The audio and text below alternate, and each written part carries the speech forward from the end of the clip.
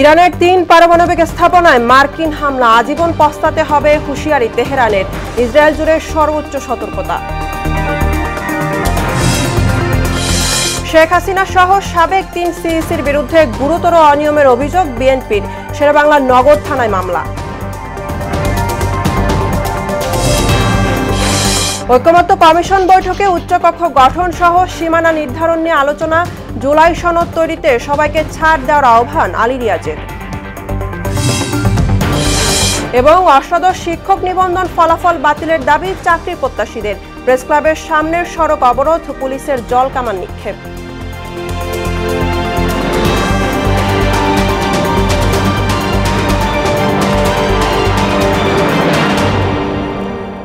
আসসালামু আলাইকুম, সবাইকে মোহনা সংবাদে স্বাগত। শুনছিলেন শিরোনাম, সঙ্গে আছি আমি বুশরা জাহানিমা। এবার বিস্তারিত। ইসরায়েল ইরান সংঘাতের খবর।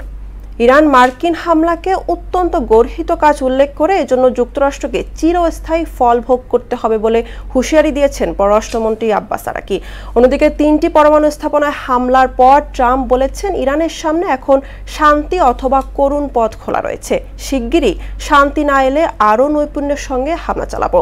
এদিকে ইরানে হামলার জন্য ট্রাম্পকে ধন্যবাদ জানিয়ে দেশ জুড়ে উচ্চ সতর্কতা জারি করেছেন ইসরায়েলি প্রধানমন্ত্রী বেঞ্জামিন নেতানিয়াহু। ইশতিয়াক হোসেনের টেক্সট রিপোর্ট। ইসরায়েলের সঙ্গে সংঘাত ঘিরে ইরানকে ২ সপ্তাহ সময় বেঁধে দেন মার্কিন প্রেসিডেন্ট ডোনাল্ড ট্রাম্প। সেটি মাত্র ২ দিন আগের কথা। ৪৮ ঘন্টা না পেরোতেই ইরানে হামলা করে বসেন তিনি। শনিবার দেশটির ৩টি পারমাণবিক স্থাপনা নাতানস, ইসফাহান এবং ফোর্দোতে হামলা করে মার্কিন B-2 বোমারু বিমান।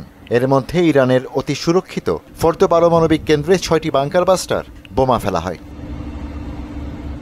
এনি ওভাল অফিস থেকে ৩ মিনিটের এক ভাষণে ট্রাম্প বলেন, মাটির ২৬২ ফুট গভীরে তেহরানের ইউরেনিয়াম সমৃদ্ধকরণের প্রধান অবকাঠামো পুরোপুরি ধ্বংস করে দেওয়া হয়েছে, আর হামলাটি ছিল এক অসাধারণ সামরিক সাফল্য। ইরানের সামনে এখন 2টো পথ খোলা রয়েছে, তা হলো শান্তি অথবা ট্র্যাজেডি। এমন মন্তব্য করে ট্রাম্প বলেন, হামলা করার জন্য আরও গুরুত্বপূর্ণ লক্ষ্যবস্তু রয়েছে। শিগগিরই শান্তি না এলে আরও ক্ষিপ্রতা ও নৈপুণ্যের সঙ্গে সেসব স্থানে হামলা চালানো হবে। এদিকে ইরানে হামলার সময় সিচুয়েশন রুমে ছিলেন যুক্তরাষ্ট্রের president Donald Trump, vice president JD Vance এবং পররাষ্ট্রমন্ত্রী মার্কো রুবিও। সিচুয়েশন রুমের এমন কয়েকটি ছবি প্রকাশ করেছে হোয়াইট হাউস। হামলার প্রতিক্রিয়ায় সামাজিক যোগাযোগ মাধ্যম এক্সে ইরানের পররাষ্ট্রমন্ত্রী আব্বাস আরাগচি বলেন, এর জন্য যুক্তরাষ্ট্রকে আজীবন পস্তাতে হবে। আত্মরক্ষার সব রকম বিকল্প ব্যবহারের অধিকার ইরানের রয়েছে বলেও জানান তিনি। ইরানি বার্তা সংস্থা তাসনিমকে এক কর্মকর্তা জানান, মার্কিন হামলায় ফোর্দোর একটি অংশ ক্ষতিগ্রস্ত হয়েছে, তবে ক্ষতির ব্যাপ্তি সম্পর্কে স্পষ্ট করে কিছু জানানো হয়নি। তবে যুক্তরাষ্ট্রের হামলার আগেই 3টি পরমাণু কেন্দ্রের পারমাণবিক উপকরণ সরিয়ে নেওয়া হয়েছে বলে জানিয়েছে ইরান। ইরানে হামলার জন্য ট্রাম্পকে ধন্যবাদ জানিয়েছেন ইসরায়েলি প্রধানমন্ত্রী বেঞ্জামিন নেতানিয়াহু। একে সাহসী পদক্ষেপ উল্লেখ করে তিনি বলেন, বিশ্বের সবচেয়ে বিপজ্জনক রাষ্ট্রকে সবচেয়ে শক্তিশালী অস্ত্র তৈরি থেকে বিরত রাখতে পদক্ষেপ নিয়েছেন প্রেসিডেন্ট ট্রাম্প, যা ইতিহাসের পাতায় লেখা থাকবে। ইরানে মার্কিন হামলার পর গোটা দেশে উচ্চ সতর্কতা জারি করেছে নেতানিয়াহু সরকার। সব স্কুল বন্ধ সহ গণজামায়াত নিষিদ্ধ করেছে প্রতিরক্ষা বাহিনীর হোম ফ্রন্ট কমান্ড। জরুরি প্রয়োজন ছাড়া জনসাধারণকে ঘরের বাইরে বের না হওয়ার নির্দেশনাও দিয়েছে তারা। গত 13 জুন ইরানের পারমাণবিক স্থাপনা ও সামরিক লক্ষ্যবস্তুতে ইসরায়েলি হামলার পর থেকেই সংঘাতের সূচনা। এদিকে ইরানের পারমাণবিক স্থাপনায় যুক্তরাষ্ট্রের হামলাকে বিপজ্জনক উত্তেজনা বৃদ্ধি বলে অভিহিত করে উদ্বেগ জানিয়েছেন জাতিসংঘ মহাসচিব অ্যান্তনিও গুতেরেস। ইশতিয়াক হোসেন, মোহনা সংবাদ। ইরান ইসরায়েল সংঘাত ঘিরে আপাতত মহাযুদ্ধের শঙ্কা দেখছেন না বিশেষজ্ঞরা। তবে তেল আবিব যদি পরমাণু বোমা হামলা চালায় পরিস্থিতি অন্যরকম হতে পারে। এর মধ্যেই যেটি ইঙ্গিতপূর্ণ হয়ে উঠেছে তা হলো যুক্তরাষ্ট্র, রাশিয়া, চীন সহ বৃহৎ শক্তিগুলো এই সংঘাতে প্রত্যক্ষ বা পরোক্ষভাবে জড়িয়ে পড়েছে। ইরান ইসরায়েল উত্তেজনা কোন পথে এগোচ্ছে জানবো কাজী শাহরিনের বিশেষ প্রতিবেদনে। ইরান ইসরায়েল সংঘাত মধ্যপ্রাচ্য ছাড়িয়ে বিশ্বজুড়ে ছড়িয়ে পড়ার শঙ্কা দেখা দিয়েছে। ইতোমধ্যেই 2 ভাগে বিভক্ত হয়ে পড়েছে বিশ্ব নেতৃত্ব। আমেরিকা সহ পশ্চিমারা সমর্থন দিচ্ছে ইসরায়েলকে, আবার চীন, রাশিয়া, পাকিস্তান সহ আরেকটি পক্ষ দাঁড়িয়েছে ইরানের পাশে। বর্তমান বাস্তবতায় এখনই বিশ্বযুদ্ধের শঙ্কা দেখছেন না বিশ্লেষকরা, তবে সংঘাতের একটি দীর্ঘমেয়াদী প্রভাব বিশ্ব রাজনীতিতে পড়েছে। তৃতীয় বিশ্বযুদ্ধ তো হবেই না, কারণ ওই চীনও আসবে না, এখানে রাশিয়াও আসবে না। আমরা সবাই চাইবো যুদ্ধ শীঘ্রই শেষ হয়ে যায়, এবং হয়তো হয়ে যাবে আগামী কয়েকদিনের মধ্যে যুদ্ধ শেষ হয়ে যাবে। যদি না হয় তাহলে কিন্তু বাড়বে, এবং বাড়বে যত ক্ষয়ক্ষতি উভয় পক্ষেরই বেশি হবে। ইরান ইসরায়েল সংঘাতে যুক্তরাষ্ট্রের সম্পৃক্ততা একেবারেই প্রকাশ্য। মার্কিন সেনাদের ইরানে হামলা চালাতে প্রেসিডেন্ট ডোনাল্ড ট্রাম্পের অনুমোদন দেওয়ার মাধ্যমে পরিস্থিতি আরও জটিল হতে পারে। যুক্তরাষ্ট্র যদি সরাসরি হস্তক্ষেপ করে তখন চীন রাশিয়া কিন্তু এর পাল্টা জবাব দেওয়ার জন্য তারাও মোটামুটিভাবে প্রস্তুত রয়েছে। অতএব ট্রাম্পের সাথে এখন যে ট্যারিফকে কেন্দ্র করেই যে যুদ্ধ প্লাস হচ্ছে এই যুদ্ধ, সেই যুদ্ধ এটাই কিন্তু তৃতীয় বিশ্বযুদ্ধের একটা সম্ভাবনা দেখা দিয়েছে। ইরান ইসরায়েল সংঘাতের ভবিষ্যৎ নিয়ে বিশ্লেষকরা বেশ উদ্বিগ্ন, কারণ পরিস্থিতি দ্রুত জটিল হচ্ছে। ইরানের পরমাণু স্থাপনা ধ্বংসের লক্ষ্যে ইসরায়েল যদি পারমাণবিক হামলা করে তবে বিশ্ব এক ভয়ঙ্কর ইতিহাসের সাক্ষী হবে বলে মনে করেন এই বিশ্লেষক। যদি পারমাণবিক অস্ত্র ব্যবহার শুরু হয় তাহলে আমি যে আশঙ্কা করছি কিয়ামত সেটা শুরু হয়ে যাবে। আর যদি পারমাণবিক অস্ত্র ব্যবহার না হয় তারপরেও একটা কিয়ামত, মাঝারি কিয়ামত হতে পারে যদি মধ্যপ্রাচ্যের দেশগুলি চীন, রাশিয়া তারা ইরানের পক্ষ নেয়, এবং যুক্তরাষ্ট্র তো ইতিমধ্যেই ইসরায়েলের পক্ষ নিয়েছে, G7-এর রাষ্ট্রগুলোও যদি আরেক পক্ষ নেয় তাহলে একটা বড় যুদ্ধ শুরু হয়ে যেতে পারে। উত্তেজনা নিরসনে OIC কিংবা জাতিসংঘের জরুরি বৈঠক হলেও হামলা পাল্টা হামলায় অনড় দুদেশ। কাজী শাহরিন, মোহনা সংবাদ। বিগত 3 জাতীয় নির্বাচনে অনিয়মের বিষয়ে ব্যবস্থা নিতে ক্ষমতাচ্যুত প্রধানমন্ত্রী শেখ হাসিনা ও 3 সিইসি সহ কয়েকজনের বিরুদ্ধে ইসিতে অভিযোগ জমা দিয়েছে বিএনপি। সকালে নির্বাচন ভবনে গিয়ে অভিযোগ দায়ের করে দলটি। অভিযোগের বিষয়ে আইনি ব্যবস্থা নেওয়ার আশ্বাস দিয়েছেন প্রধান নির্বাচন কমিশনার AMM নাসির উদ্দিন। এ নিয়ে রাজধানী শেরেবাংলা নগর থানায় মামলাও করে বিএনপি। প্রশাসন নাটক সাজিয়ে ভোট করেছে, এই যে ভোট তারা করেছে নির্বাচন কমিশনার সহ তার সহযোগীরা, তাদের বিষয় নিয়ে আমরা একটা অভিযোগ নিয়ে থানায়, এবং 2টি অভিযোগ আমরা প্রধান নির্বাচন কমিশনার, বর্তমান প্রধান নির্বাচন কমিশনার, এই মাননীয় প্রধান কমিশনার এবং মাননীয় আপনার সচিব সাহেব ওখানে উপস্থিত ছিলেন, তাদের কাছে আমরা এই জমা দিলাম। আমরা জানি এই বর্তমান সচিব এবং প্রধান নির্বাচন কমিশনারের সাথে যারা অন্যান্য নির্বাচন কমিশনারদের এই যে অভিযোগটা আমরা দিলাম, ওনারা ওটা আইনগত ব্যবস্থা নেবেন। এ বিষয়ে আরও জানাতে নির্বাচন কমিশন ভবন থেকে যুক্ত হচ্ছেন সহকর্মী এমআর আসাদ। আসাদ, শেখ হাসিনা সহ 3 সিইসির বিরুদ্ধে বিএনপি যে অভিযোগ দাখিল করেছে নিয়ে সিইসির বক্তব্য কি?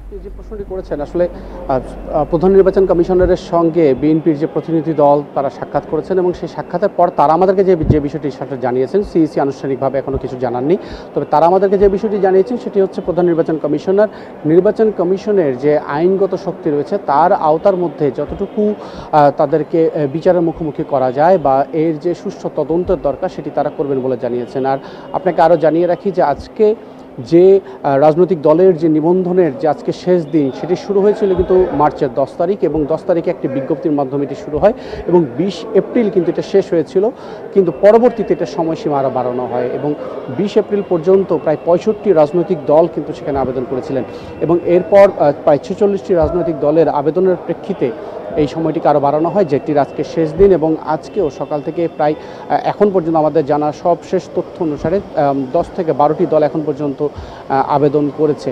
এবং এটাও আপনাকে জানিয়ে রাখি যে দ্বাদশ জাতীয় সংসদ নির্বাচনের সময় কিন্তু 93টি রাজনৈতিক দল নিবন্ধনের জন্য আবেদন করেছিল, এবং এখন সর্বমোট রাজনৈতিক দল নিবন্ধিত যে রাজনৈতিক দল আছে তার সংখ্যা হচ্ছে 50টি, এবং আমরা বিকাল 5টা পর্যন্ত আসলে এই সময়টা আছে এখনও, এর মধ্যে আরও রাজনৈতিক দল আসছে। আমরা 5টার পরে আপনাকে আসলে পরিপূর্ণ তথ্যটি জানাতে পারবো। ধন্যবাদ। আপনাকে ধন্যবাদ। রাজনৈতিক দল হিসাবে নিবন্ধন পেতে রোববার বিকেলে নির্বাচন কমিশনে আবেদনপত্র জমা দেবে জাতীয় নাগরিক পার্টি এনসিপি। শনিবার দলটির যুগ্ম সদস্য সচিব মুশফিকুস সালেহিন বিষয়টি নিশ্চিত করেছেন। এর আগে গত 10 মার্চ নতুন রাজনৈতিক দলের নিবন্ধন দিতে বিজ্ঞপ্তি প্রকাশ করে ইসি। দল হিসাবে নিবন্ধন পেতে 20 এপ্রিল পর্যন্ত সময়সীমা বেঁধে দেয় কমিশন। এরপর গত 17 এপ্রিল নির্বাচন কমিশনে নিবন্ধনের আবেদনের সময়সীমা 90 দিন বাড়ানোর অনুরোধ জানায় এনসিপি। দ্রুত জুলাই সনদ তৈরিতে সব রাজনৈতিক দলকে ছাড় দেওয়ার আহ্বান জানিয়েছেন জাতীয় ঐক্যমত্য কমিশনের সহ সভাপতি অধ্যাপক আলী রিয়াজ। সকালে ফরেন সার্ভিস একাডেমিতে দ্বিতীয় ধাপের 5ম দিনের বৈঠকের সূচনা বক্তব্যে একথা বলেন তিনি। আগামী 2 দিন বৈঠক মুলতবি থাকবে। এই সময় অনৈক্যের বিষয়ে রাজনৈতিক দলগুলোকে দলীয় ফোরামে আলোচনা করে সিদ্ধান্ত নেওয়ার আহ্বান জানান আলী রিয়াজ। উচ্চকক্ষ গঠন, সংসদের নারীর প্রতিনিধিত্ব এবং সীমানা নির্ধারণ নিয়ে আলোচনা হবে আজকের বৈঠকে। নির্দিষ্ট সময়ের মধ্যে যেহেতু কিছু বিষয়ে এক জায়গায় আসতে হবে, ঐক্যমত্য তৈরি করতে হবে, সেই জন্য প্রত্যেকেই যে মানসিকতার জায়গা থেকে আপনারা শুরু করেছেন সেটাকে আরেকটু শক্তিশালী করুন। সেটা হচ্ছে ছাড় দেওয়ার প্রয়োজন হবে এবং সেই ছাড় দেওয়ার ক্ষেত্রে যদি প্রয়োজন মনে হয় সেক্ষেত্রে আপনারা আপনাদের নীতি। বৈঠকের বিষয়ে আরো জানাতে ফরেন সার্ভিস একাডেমি থেকে যুক্ত হচ্ছেন সহকর্মী রেজা খান। রেজা, আজকের আলোচনায় কোন কোন বিষয়গুলো প্রাধান্য পাচ্ছে জানাবেন?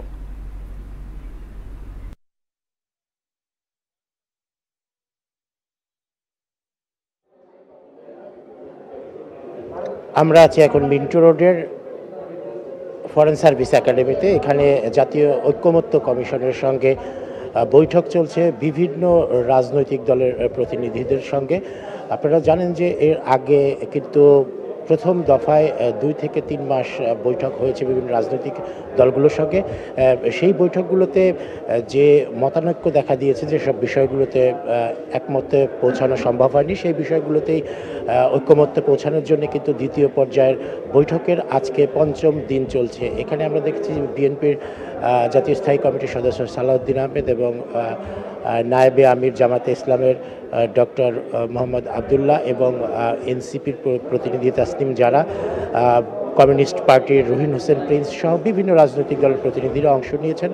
এবং এখানে মূলত যে বিষয়গুলো মতানৈক্য ছিল সেটি হচ্ছে যে উচ্চ কক্ষ এবং নিম্ন কক্ষের যে সংসদ হবে, সেই সংসদের উচ্চ কক্ষ কিভাবে নির্ধারিত হবে, কোন বিষয়ের উপরে সেটা নির্ধারণের জন্য আর কি এই বৈঠক মূল এজেন্ডা হিসেবে আছে। এবং এখানে নারী প্রতিনিধিত্ব সংসদে কিভাবে নির্ধারিত হবে সেটি একটি মতানৈক্য ছিল। এই বিষয়ে একমত হওয়ার জন্য আলোচনার এজেন্ডাতে অন্যতম প্রাধান্য পেয়েছে এই বিষয়টি এবং সীমানা নির্ধারণের বিষয়টি এবং রাষ্ট্রপতি কিভাবে নির্বাচিত হবে সেই বিষয়টিও এজেন্ডাতে আছে এবং প্রধানমন্ত্রীর মেয়াদকাল কি হবে সেটিও কিন্তু এই আলোচনার মূল এজেন্ডা হিসেবে আছে।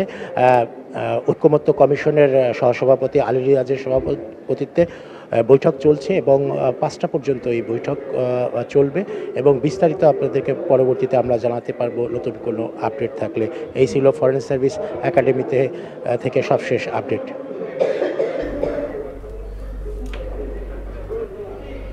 রেজা, আপনাকে ধন্যবাদ। অষ্টাদশ শিক্ষক নিবন্ধন পরীক্ষার ভাইভা ফলাফলে বৈষম্য স্বেচ্ছাচারিতার অভিযোগে ফলাফল পুনর্বিবেচনা ও সনদ প্রদানের দাবিতে আন্দোলনরত শিক্ষার্থীদের ওপর জল কামান ও সাউন্ড গ্রেনেড নিক্ষেপ করেছে পুলিশ।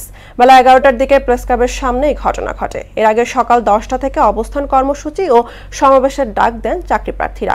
সারা দেশ থেকে 2000-এর অধিক প্রার্থী প্রেস ক্লাবের সামনে এখন অবস্থান করছেন।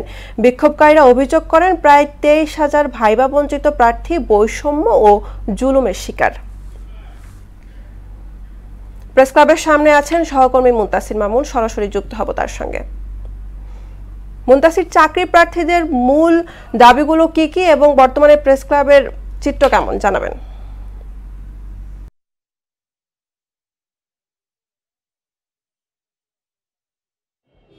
যেমনটি বলছিলেন এমা, চাকরি প্রার্থীরা কিন্তু আসলে সকাল থেকেই কিন্তু প্রেস ক্লাবের সামনে রাস্তাটি অবরোধ করে রেখেছিলেন এবং সেই অবরোধ করা অবস্থায় কিন্তু তাদেরকে তাদেরকে বেশ কয়েকবার পুলিশ কর্তৃক কিন্তু আসলে বলা হয়েছিল যে তারা যেন আসলে সেই জায়গা থেকে সরে দাঁড়ায়, জনদুর্ভোগ না করে। এবং ডিএমপি পক্ষ থেকেও কিন্তু আসলে গত দুদিন আগেও একটি বিবৃতি দেওয়া হয়েছিল যে সচিবালয়, প্রেস ক্লাব এবং হাইকোর্ট এর সামনে 144 থাকবে, অর্থাৎ 144 ধারা জারি থাকবে এবং সেই 144 ধারা ভঙ্গ করে কিন্তু আসলে তারা সেখানে অবস্থান করছিলেন এবং অবস্থানরত অবস্থায় কিন্তু তাদেরকে বলেন যে আসলে তারা যেন এই ঘটনাস্থল ছেড়ে চলে যায় এবং পরবর্তীতে কিন্তু আসলে তারা কিন্তু যখন তাদেরকে বারবার পুলিশের পক্ষ থেকে বলা হচ্ছিল কিন্তু যখন না শুনছে তখন কিন্তু আসলে তারা কিন্তু এই ঘটনাস্থলে বসেই থাকে এবং তাদের উপর জলকামান নিক্ষেপ করা হয় এবং যদি বলি তাহলে আরেকটু বলাই বাহুল্য যে আসলে তাদের আন্দোলনকারীদের মধ্যে আপনারা যারা ছিলেন তাদের উপরে যে জলকামান নিক্ষেপ করা হয়েছে, কেন নিক্ষেপ করা হয়েছে? আমরা শান্তিপূর্ণভাবে আন্দোলন করছিলাম, আমাদের কোনো ঘোষণা ছাড়াই হঠাৎ করে আমাদের উপরে জলকামান নিক্ষেপ করে, কোনো নারী সদস্য ছাড়াই আমাদের তারা ধরে নিয়ে যায়, আমাদের উপরে লাঠিচার্জ করে এবং সাউন্ড গ্রেনেড নিক্ষেপ করে।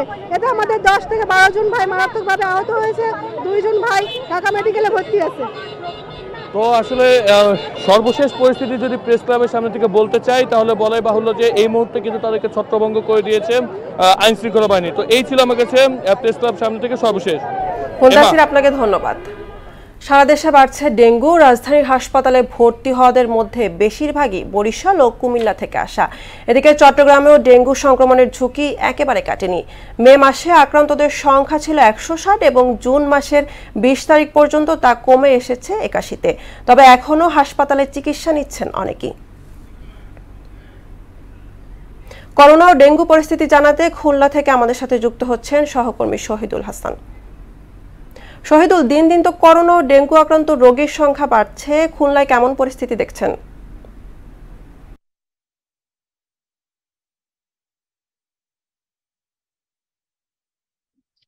ধন্যবাদ ইমা। এই জুন মাসের প্রথম থেকেই ডেঙ্গুর যে একটা প্রাদুর্ভাব সারা বাংলাদেশ জুড়ে শুরু হয়েছে, সেখানে খুলনাতে প্রভাব পড়েছিল এবং গত যে কয়েকদিন ধরে ডেঙ্গু রোগী ভর্তি হচ্ছিল, তবে সেরকম আশঙ্কাজনক ভাবে না। এবং আমরা যেটা দেখেছি যে গত 24 ঘন্টায় খুলনা মেডিকেল কলেজ হাসপাতালে কোনো ডেঙ্গু রোগী ভর্তি হয়নি, যদিও 5 জন রোগী এখনো চিকিৎসা নিচ্ছে খুলনা মেডিকেল কলেজ হাসপাতালে। এর মধ্যে একজন শিশু এবং একজন নারী রয়েছেন। এবং আমরা যেটা দেখলাম যে ডেঙ্গু রোগীরা অন্যান্য সাধারণ রোগীর সাথেই চিকিৎসা নিচ্ছেন এবং দু এক জায়গায় দেখলাম যে তারা সেই সচেতনতা যেটা থাকার কথা সেটা নেই এবং মশারি ছাড়াই এরা চিকিৎসা নিচ্ছেন। এই জিনিসটা আমি এখানে দেখলাম যে হাসপাতাল কর্তৃপক্ষ বলছেন যে তারা ঠিকভাবেই ডেঙ্গু রোগীদের চিকিৎসা দিচ্ছেন। অন্যদিকে করোনার যে প্রাদুর্ভাবটা এসেছে, সেই প্রাদুর্ভাবে কিন্তু এখন পর্যন্ত খুলনা মেডিকেল হাসপাতালে মেডিকেল কলেজ হাসপাতালে গতকাল করোনা কিট আবার এসেছে, যেটা একদিন বন্ধ ছিল এবং সর্বমোট 85 জনকে করোনার করা হয়েছে, টেস্ট করা হয়েছে। এর মধ্যে 5 জন শনাক্ত হয়েছে এবং বর্তমানে 1 জন ভর্তি রয়েছে এবং বাকিরা বাসা থেকে চিকিৎসা নিচ্ছেন। এবং খুলনা মেডিকেল কলেজ হাসপাতালের উপপরিচালক ডাক্তার আক্তারুজ্জামান বলছেন যে সব ধরনের প্রস্তুতি তারা নিয়ে রেখেছেন, যদি কোনো বেশি হয় সেক্ষেত্রে তারা সব ধরনের পরিস্থিতি মোকাবেলা করতে পারে। ইমা, এই ছিল সর্বশেষ খবর খুলনা থেকে। শহীদুল, আপনাকে ধন্যবাদ। উপদেষ্টা পরিষদের বৈঠকে 7,90,000 কোটি টাকার বাজেট অনুমোদন দেওয়া হয়েছে, যা অধ্যাদেশ আকারে প্রকাশ করা হবে। কালো টাকা সাদা করার সুযোগ বাতিল করা হয়েছে। এছাড়া সোনার আংটি কেনা, চোখে কর্নিয়া স্থাপন ইত্যাদি বাবদ 5% হারে যে কর ছিল সেটি আর থাকছে না। রাষ্ট্রীয় অতিথি ভবন যমুনায় 2025-26 অর্থ বছরের জন্য ঘোষিত বাজেট অনুমোদন দেওয়া হয়। গেল 2 জুন টেলিভিশনে বাজেট উপস্থাপন করেন অর্থ উপদেষ্টা সালেউদ্দিন আহমেদ। এনবিআরকে রাজস্ব আদায়ের লক্ষ্য দেওয়া হয় 4,99,000 কোটি। বাজেট ঘাটতি ধরা হয় জিডিপির 3.6%। টানা বৃষ্টিতে মানিকগঞ্জের শিবালয়ে পদ্মা ও যমুনা নদীর পানি বেড়ে 60 থেকে 70 ভাগ জমির বোরো ধান তলিয়ে গেছে। পানি নিষ্কাশনের অভাবে আবাদ ক্ষতিগ্রস্ত হয়, ক্ষতির মুখে কৃষকরা। সাধন সূত্রধরের প্রতিবেদন, জানাচ্ছেন সিফাত রহমান জেসি। মানিকগঞ্জের শিবালয়ের বড় আনুলিয়া, বোয়ালিপাড়া, তেতুলিয়া সহ বেশ কয়েকটি প্রজেক্টের আবাদকৃত প্রায় 200 বিঘা নিচু জমির কাঁচা এবং আধা পাকা বোরো ধান পানিতে তলিয়ে নষ্ট হয়ে গেছে। এতে বড় রকমের ক্ষতির মুখে কৃষকরা। পরিপক্ক অবস্থায় ধান কাটতে না পারায় এবং শ্রমিক খরচ দ্বিগুণ হওয়ায় চরম হতাশার মাঝে দিন পার করছেন কৃষকরা। এছাড়াও জমির পাশে খাল মেরামত সহ স্লুইস গেট না থাকার অভিযোগ করেন তারা। এই বছরের যত ধান সব ধান পানির নিচে, ধানগুলো দেখেন সব পয়সা গেছে। পাশে বাঁধ দিছে, বৃষ্টির পানি এসে আমরা তলায় গেছি। অন্য সাইডে বাঁধ দিছে, আমাদের সাইডে পানি বেরোনোর রাস্তা নাই। টিওনো সাহেব বারবার বলুনেও এই ড্রেনটা, এই খালটারে মেরামত করে নাই, এই কারণে আমরা ডুবে গেছি। যদি এই আপনার খালটা ক্লিয়ার থাকতো উতলি পর্যন্ত, তাহলে আর কোনো ঝামেলাই হইতো না, পানি আসতো চলে যেত। নদীর পানি এবং বৃষ্টির পানি এসে সব তলায় গেছে, আদা পাকা এবং কাঁচা ধান কাটা লাগতেছে। 3-4টা বাঁধ দিছে, বাঁধের কারণে অতিরিক্ত বৃষ্টি হয়েছে, বৃষ্টির কারণে সব ধান তলিয়ে গেছে। পানি উন্নয়ন বোর্ড এবং স্থানীয় প্রশাসনের সহায়তায় দ্রুত এই খাল মেরামত করে জলাবদ্ধতা দূর করার আশ্বাস দেন এই কৃষিবিদ। হঠাৎ করে যে জলাবদ্ধতা এবং যে আগাম বন্যাটা চলে আসে, এটা থেকে পরিত্রাণের উদ্দেশ্যে আমরা পানি উন্নয়ন বোর্ড এবং প্রশাসনের সাথে আলাপ করেছি। পার্শ্ববর্তী যে খালটা রয়ে গেছে মহাসড়কের পাশে, এই খালটা পুনঃসংস্কার করে সুন্দরভাবে যদি আমরা পার্শ্ববর্তী ইসামতি নদীতে একটি সংযোগ স্থাপন করতে পারি, তাহলে ভবিষ্যতে ওই এলাকার জলাবদ্ধতা কিছুটা দূর হবে। শ্রমিক খরচ দ্বিগুণ হওয়ায় বাকি ধানগুলো ঠিকমতো ঘরে তুলতে পারবেন কিনা তা নিয়েও দুশ্চিন্তায় রয়েছেন এই অঞ্চলের কৃষকরা। সিফাত রহমান, জেসি, মোহনা সংবাদ। শেষ করব মোহনা সংবাদ, যাবার আগে শিরোনামগুলো আরো একবার।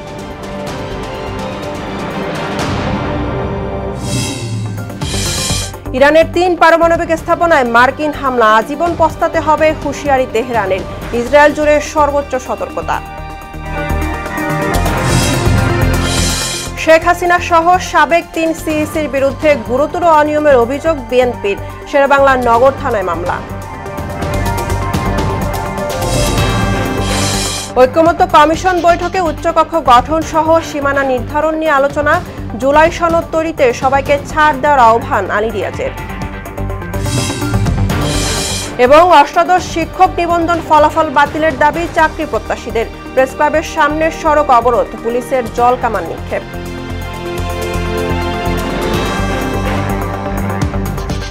এই ছিল মোহনা সংবাদে। পরবর্তী সংবাদ বিকেল 5:30টায়।